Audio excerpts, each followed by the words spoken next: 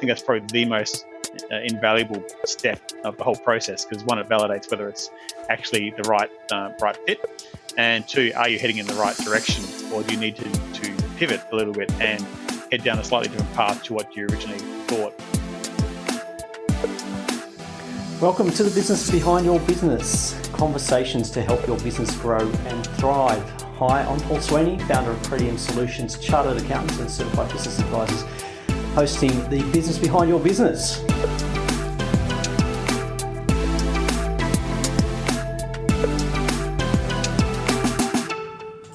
Welcome to the Business Behind Your Business, and today we have a very interesting guest for you from an interesting background, and it's quite interesting where he's come from to what he's doing now. So we're going to welcome to the microphone Paul Murray from AccountKit. Paul, welcome to the podcast. Thanks, Paul. Always excited to come and have a bit of a chat with you.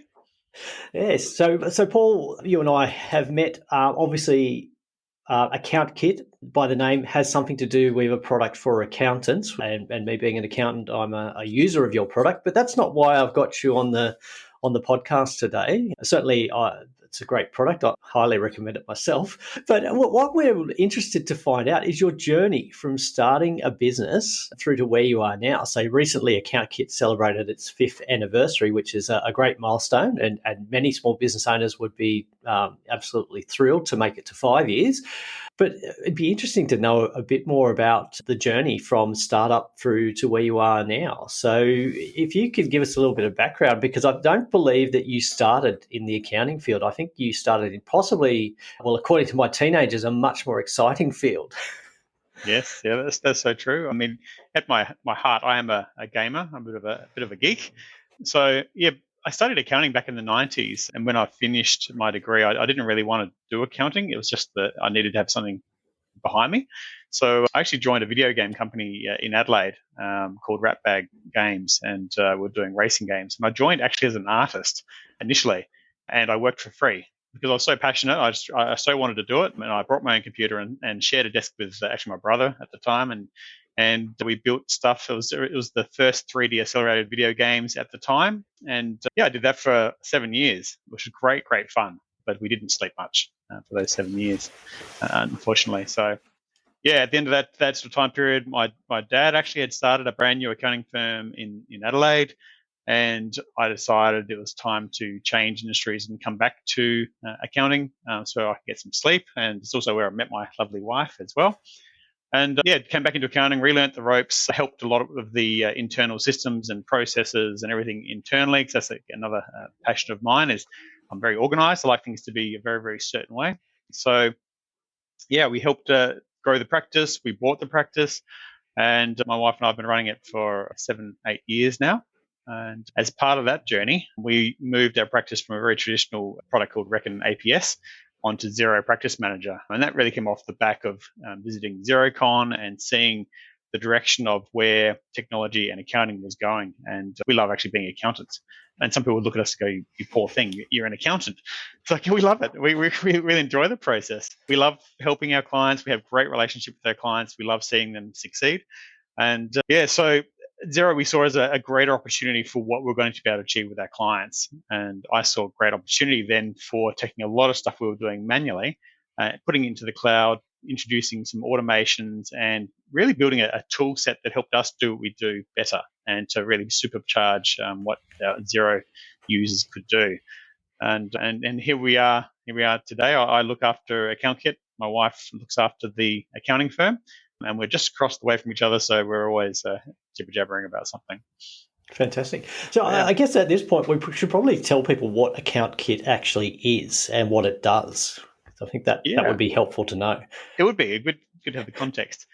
Yeah, so AccountKit it's like a Swiss Army knife for accountants, is how the team at Xero refer to us, because we do lots of different things. So it might be something as simple as building equipment finance schedules, and we automate the posting of interest journals into Xero and cross-check reconciliations, which used to be a manual process only at year end.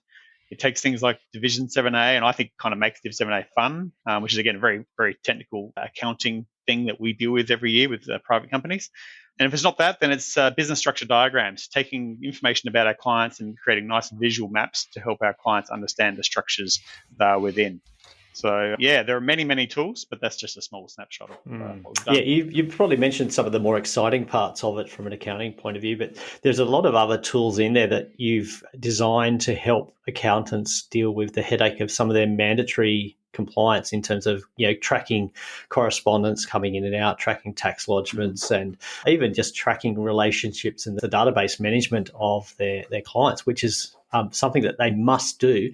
And in the past, they used to rely on a mismatch of manual spreadsheet saves somewhere in the office and not accessible by everybody and not backed up reliably. So you've solved a lot of pain by taking a process and making it more tangible, more accessible and usable for everybody. And I think you solved a real painful point, a pain issue for accounting firms Australia-wide.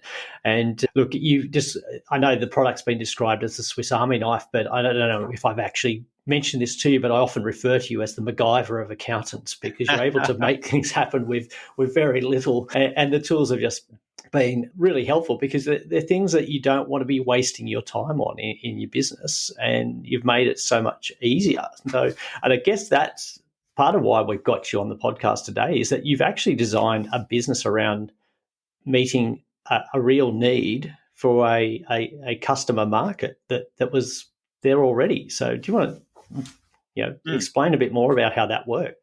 Yeah. No, the interesting thing about the journey of AccountKit and when we decided to go ahead and build it and make it a public thing was when we were talking about it, we're building it, we're going, my starting point was actually looking at our spreadsheets and going, I've got all these spreadsheets and they're great spreadsheets, but the spreadsheets are prone to corruption, deletion, being overwritten, and you couldn't have multiple people in them at the same time, or you could sometimes, it didn't always work. And it was just fraught with difficulty. The interesting thing is, in theory, a lot of the stuff should have been taken care of by the CRMs of our practice management, but they often weren't. So we set out to fix that problem, replacing spreadsheets, centralizing information. And the moment I started talking to other accountants, as we do, we like to share ideas, concepts. What are we doing? How do we do this thing within our practice? The recurring theme was we have the same problems. We struggle with the same things. We struggle with the other software that's out there not doing what we hoped it would do, and we end up with a lot of manual processes that are time consuming and not efficient.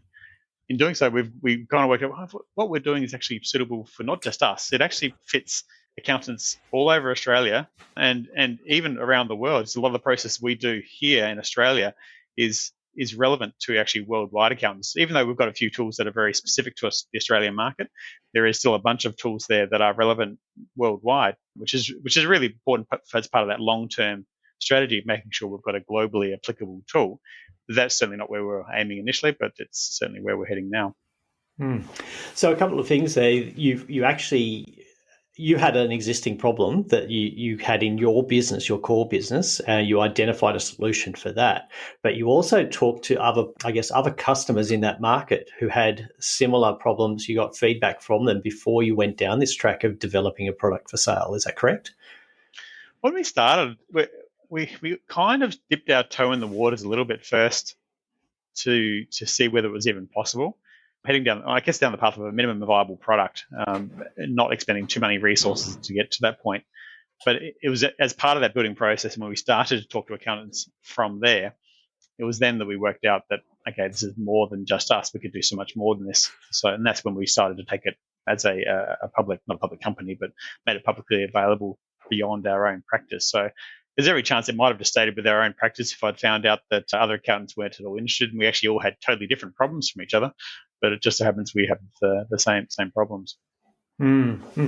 And I think one of the things that helped is the fact that a lot of accountants were changing more into cloud technology, adopting cloud technology, and were using different solutions from different areas. We moved, I guess traditionally accountants used to use every product from one supplier because it all fit together, but there were still a lot of issues with that. But being able to choose different solutions for different purposes, and AccountKit sort of, it brings it all together and interacts with those other solutions. I think that was a helpful thing for you. But certainly, you've got a market there, and these conversations with other people. There was some research done to see whether this is going to be a viable thing to do before you actually started, I guess, going into full scale development and selling and marketing the product. Yeah, no, that's fair. We started building it, and it came together much slower than we'd hoped at the time. When I went to Xerocon, I think it was 2014, and had to talk to a few of the guys at Xero, and it was actually fascinating because part of it was about trying to understand where we fit, giving them some sort of awareness of that we existed and that we were building this product, and partly it was about seeing whether they thought there was actually space in the market for something that we were doing, and plus talk to other accountants. And the guys we talked to at Xero at the time, they're saying, "Oh, well, no one does mail registers anymore, and no one does this anymore," and we're like, "We think they do." And so we kind of got almost shut down at that point because they didn't think it was going to be a viable product. But we still talked to accountants there and still talked about these things, and we still heard the recurring themes that we still do mail registers. Whether we like it or not, there's still a lot of accountants out there that send mail out, whether it's an email or whether it's physical mail. It just happens. But yeah, you're right. It's very much about making sure that you're talking with the people that you believe your market, and ensuring that the problem is actually real, that the problems aren't actually just in my own head, and that there's actually a globally, not necessarily a globally applicable market, but a big enough market to make the effort and cost to go through all of this worthwhile. So in terms of research, you went beyond your immediate family, friends, social networks, which is a trap that I see a lot of startup businesses do, is that they get their feedback from their close network. They don't go beyond that and do the research. And like, I know, obviously your father was an accountant, so you would have got that feedback from a reliable source there, but having to go beyond that immediate source and do some research before you even start. Unfortunately, I've seen too many businesses where they've invested a year or 2 years developing a product, but didn't research whether there was actually a market for that product or whether it solved a need for businesses before they started production. So, it's great to hear the process that you've gone through there before you started. When you launched it first, was it the complete product? Oh, very far from it. I look back now, and in some ways I'm almost horrified at how much it didn't have at the time. But I think it is really important that you do get something that is a minimum viable product. And I'll keep saying that word because it's really important. It's something that will do a bunch of functionality, core functionality, but it enables you to get some very real tangible feedback from those early adopters. And I think that's probably the most invaluable step of the whole process, because one, it validates whether it's actually the right fit, and two, are you heading in the right direction, or do you need to pivot a little bit and head down a slightly different path to what you originally thought? Because obviously we go in with our own preconceived ideas about what we think the real problems are, and we're all got this bias built in, and I'm certainly no different there. But it's by going through that process, getting it out to market, getting real accountants who live in different states and potentially in different countries, playing with it, giving feedback, saying, well, that's nice, but when we do it like this. And so this here is the actual pain point. And then you start to hear trends and in feedback from these people that are the early adopters. So you can't underestimate just how important that particular step is. And getting that feedback, it's not even just about evolving your product. It's also about building some advocacy with the people that you're dealing with, because these are the guys that are actually going to help sell your product through their own experiences. So you really want to give them a good experience. You want to listen to their feedback. You want to act on it, make them feel like they've got worth to bring, because it's going to help you in spades in so many ways in the future. You really are laying this foundation behind you as you go. So that's a massively important step. So in that development phase, you got feedback from a variety of customers in different areas, and you adapted the product to meet the needs or the requests that they were having for functions in your software. Is that correct?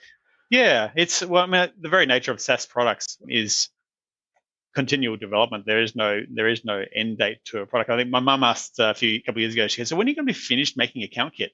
And it's like, oh, well, that's never. It's never gonna be finished. it's always on continual improvement. It's always, the industry shifts and changes all the time. It's a very fast moving, changing technology state. But yeah, so listening to them, evolving the products, it's a hugely important part of it. Where we you can't listen to every piece of feedback you get, because you get some people that are particularly noisy, and you don't want to make changes just based on that one thing, but you do use it as a stepping stone to collate other data before you make that evolution. But every single tool across AccountKit has gone through many iterations. So there's no tool that we went, here we go, it's done. Every tool's come out, and then we've gone. Most of them have had 2 or 3, 4 passes of significant technology updates based on the feedback. But often what will happen is we go, okay, well, this has got enough functionality. Again, each tool in its own right has almost like a minimum viable product. We get it out there, we get our feedback, and we may not do a whole lot of development for a little period of time on it while we listen to the feedback. We collate it, and then we do another run on it again and continually improve it based on that sort of feedback. And I guess from a cost point of view, as developing a product, it would have been less costly to just develop product, as you said, to a minimum viable level before implementing the next stage, and that way you're investing your time into something that is going to be used. Where traditionally, what we see a lot of businesses do is that they develop the end product, then release it, and then find out that it's got features in there that nobody wanted. So, and I think a lot of unnecessary cost was expended getting to that point. But I think if you start with that minimum viable product and make adaptations in response to the real needs of your customers or the real people using it, or even feedback from people who aren't using it yet, I guess is helpful to have. Yeah. So there are, I know the New South Wales government has recognised that, and they've put in place a grant for people developing a minimum viable product. And I guess part of it is to encourage that innovation, but also to help people recognise that the first step is you've got to have a first layer of product. Don't try and go from zero to complete in one go, because you're going to burn a lot of money, and you've got to possibly have something that's not going to sell at the end of the day. Yeah, so that's right. Yeah, so that's good feedback, and I think a lot more businesses should be encouraged to do that. So obviously, it's taken time to get there. Like 5 years from when you started, the business will have changed quite a bit. Certainly, there's more faces in the AccountKit team. There's more product, more enhancements. But how would you describe that journey from the point of view of somebody starting that business? How would you describe it? There's probably plenty of words I could use to describe it. It's at stages you could call it harrowing, because it's quite hard work. You really have to be willing to sacrifice a lot. I think it's really easy sometimes to come out, if you've never run a business or you've never grown a business from scratch, it's easy to underestimate just how much work and capital, and I'm not even just talking about cash capital, I'm talking about emotional capital that goes with this. I mean, Paul and I went to an event in America called SaaStr a couple of years ago, and it was fascinating hearing some speakers talk about the emotional toll on founders, and how a business they create from scratch is akin to raising a child. And at the point they sell their business they've been growing, they have the same depression that kicks in when their child leaves from home. There's that much emotional investment in what you're doing. And so the journey, much like with kids, if you've got kids, there's highs and there's lows. And I think when you have kids, the highs can be very high, but the lows can also be very low. You go through sleep deprivation, you go through those moments of victory, and it's no different with the business. We have some very high highs where things seem to be going great, and then you have things where the proverbial hits the fan, and you have to be able to scramble. So you need to have strong people network around you, people who can support you and encourage you, or even just provide that objective opinion.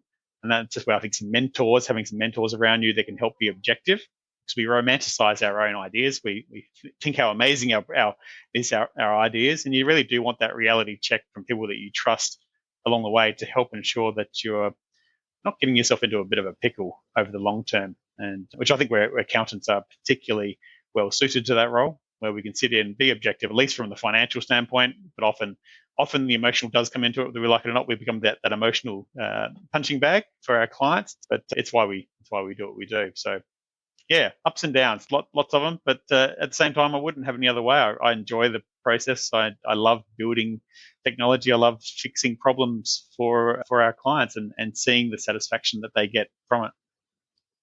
And I think that one of the key things you mentioned there was that idea of that you don't do it all alone, that you do need to get support and feedback from other people, whether that be even just a support network or mentors from different fields or somebody to look from outside of what you're doing and give you feedback and say, hey, why are you doing it that way?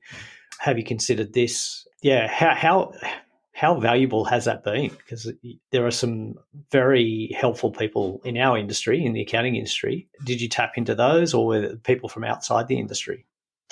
Primarily in the industry for the most part, because most of the support is around: are we doing the right thing? Are we building the thing that people want? And I particularly like the accounting technology industry because it's a very inclusive sharing industry. Even though there's a little bit of competition internally, we're still really friendly, lovely people that you can talk to and bounce ideas off of, which makes it feel like you're not doing it entirely alone. So that's utterly invaluable. And then you take the next layer out, and the networks for accountants with some of the Facebook groups have also been fantastic for support and ideas and the like.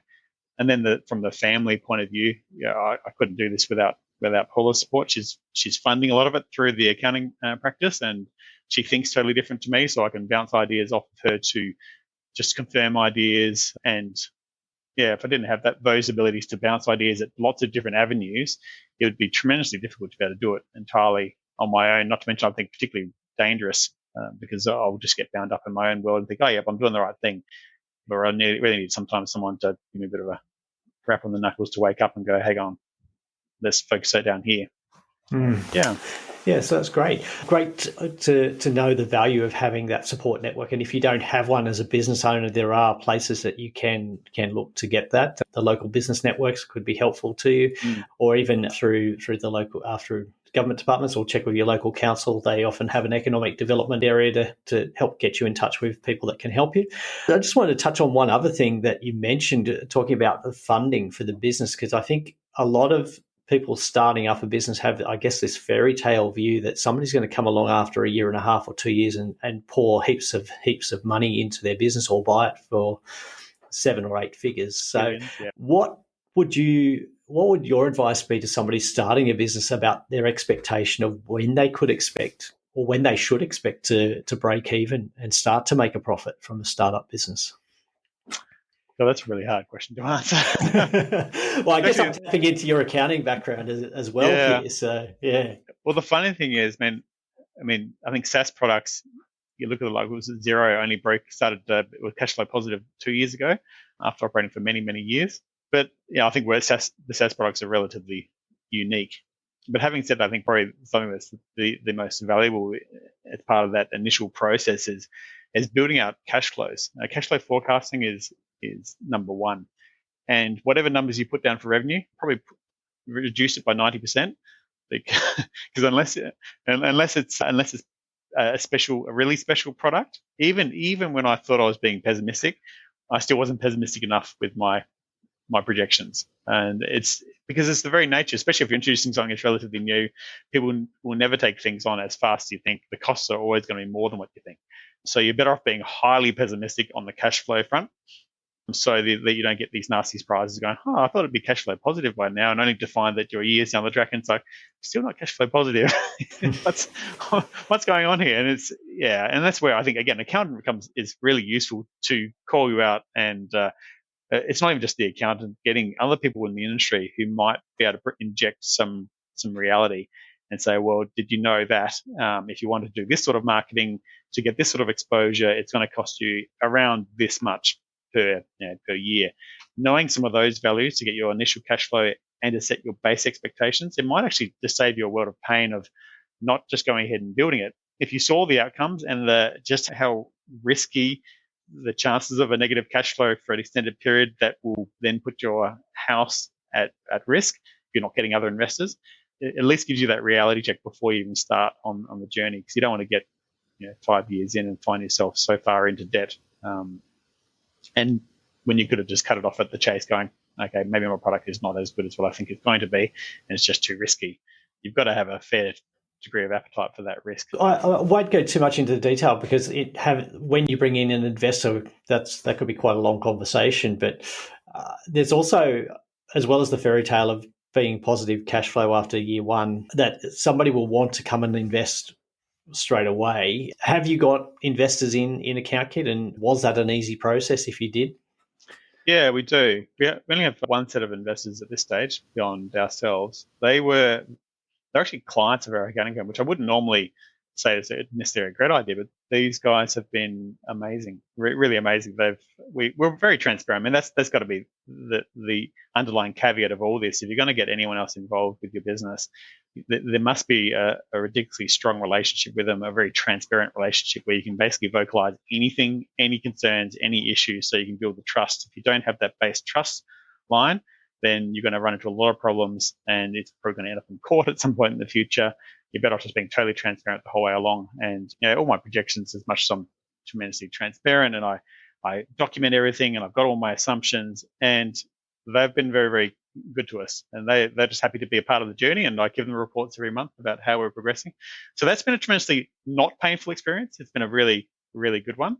Where we take on other investors, which we'll be looking at doing, I anticipate it's not going to be necessarily an easy journey because, you get that old saying, you hop into bed with a dog and you wake up with fleas. It very much becomes the case in here. If I'm going to have people invest in our business, we need to be of the same mindset. We need to be of the same ethos, moral standard in every sense of the word, because I will make decisions sometimes that may not make a terrible lot of sense financially, maybe, but it's the right thing to do. And if you've got the people that are investing just for a pure monetary outcome, you might end up with a few problems where our ethoses don't align, and they have to be aligned. Otherwise, the business is not going to be fun, and you're going to run into a lot of problems. Well, Paul, thanks for sharing all that you've shared with us today, because there's quite a lot of value in what you've said. And look, we could talk for hours. I know I could listen to you for hours because I have a lot of respect for what you've done over the years. And I guess there's, if you could give one piece of advice to somebody starting a business, what would that be? Speak with your accountant. He's very self-serving, I think. No, I mean, honestly, I think the accountant is an amazing foundation because they're going to help you get that cash flow and reality check around a business plan. Like, you have to be very clear on where you're going, because the business plan, and even if it's just a one-pager, like I'm a very big fan of a one-page business plan, something that you can continually adapt and evolve, but it keeps you very clear and very honest. And that then also applies to anyone else who's involved, whether it's their accountant or mentors. They can review it, they can see where you're heading, what you stand for, which then feeds into every other part of the product. And you can always keep coming back to that and saying, am I aligned with that original business plan, those original goals that I set all that time ago? And it's not saying it can't change, but it does set a foundation to measure things against. And it also helps with your hiring processes. It helps with your marketing process. It helps with absolutely everything. Everything is underpinned by that original, I think, business plan, ultimately. Great. That's fantastic to know. And look, Paul, if people wanted to find out more about what AccountKit was and the journey it's been on, where should they go? I can just head over to our website, which is just www.account-kit.com. And it's the bright, colourful screen. It's purples and greens, so it's very non-accounting. Yes, very unique colour choice. So, yeah, thank you for joining us, and thank you for sharing your journey so far. And we wish you all the best with the next 5, 10, 15 years. And hopefully you will be able to expand beyond the Australian market successfully into those other accounting areas as well. Yeah, my pleasure. Thank you so much. Appreciate it. Love to talk about this stuff all the time. So anytime. Great. Thanks, Paul. All right. We hope you enjoyed our discussion with Paul Murray from AccountKit. Paul certainly has some experience and knowledge to share on the journey from startup through to a developed business, and always great to hear from somebody that's gone through that journey already. So hopefully you have found that really helpful. Look, if you have found that helpful and you believe somebody else should listen to this and would also get some value out of it, please share it with them. Share it via your social media or email them directly the episode, and encourage them to subscribe to the podcast so that they can continue to benefit as we share more and more things about running a business and drawing on our panel of experts to help you grow a great business. Look, if you have a specific question that you'd like to be answered on our podcast, you can go to speakpipe.com/the business behind your business. And look, we'll feature that question and the answer to it on an upcoming episode of the podcast. So thanks for listening, and please support the podcast by sharing it with somebody else and spreading the word. Thanks for listening. Do you have a question you'd like our team of experts to answer? If you do, send your question to podcast@thebusinessbehindyourbusiness.com. To hear more from The Business Behind Your Business, don't forget to subscribe using your favourite podcast player. Or you can visit the businessbehindyourbusiness.com website.